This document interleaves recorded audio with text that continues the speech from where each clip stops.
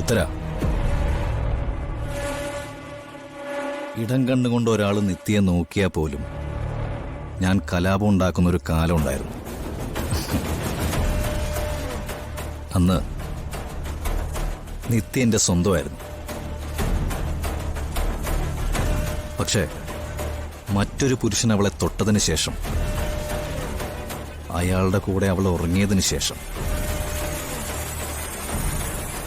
അവളെ ഞാൻ ആഗ്രഹിക്കുമെന്നോ സ്വപ്നം കാണുമെന്നോ തനിക്ക് തോന്നുന്നുണ്ടോ? പിന്നെ ഇത് വേദനിക്കുന്നത് കാണാൻ. ജീവിതത്തിൽ ഒരിക്കലും പിരിയില്ല എന്ന് പറഞ്ഞവരാ. അവര് വേറെ പിരിയുമ്പോ കിട്ടുന്നൊരു സുഖം.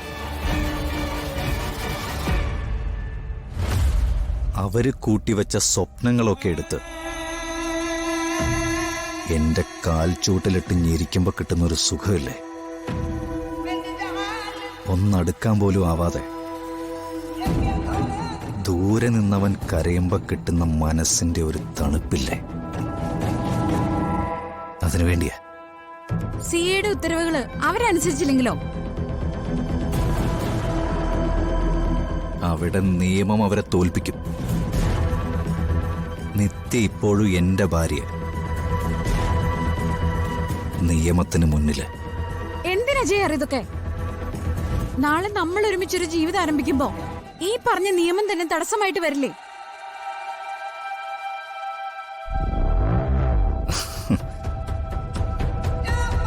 നിയമപുസ്തകങ്ങൾ, അത് നടപ്പിലാക്കുന്ന സ്ഥലങ്ങളും വിലക്കെടുക്കാൻ ജയാറിന് കഴിയുമെന്നുള്ളതിൽ തനിക്ക് വിശ്വാസമില്ലേ? പിന്നെന്താണോ? ഈ കാര്യത്തിൽ താനൊന്ന് അഡ്ജസ്റ്റ് ചെയ്യും.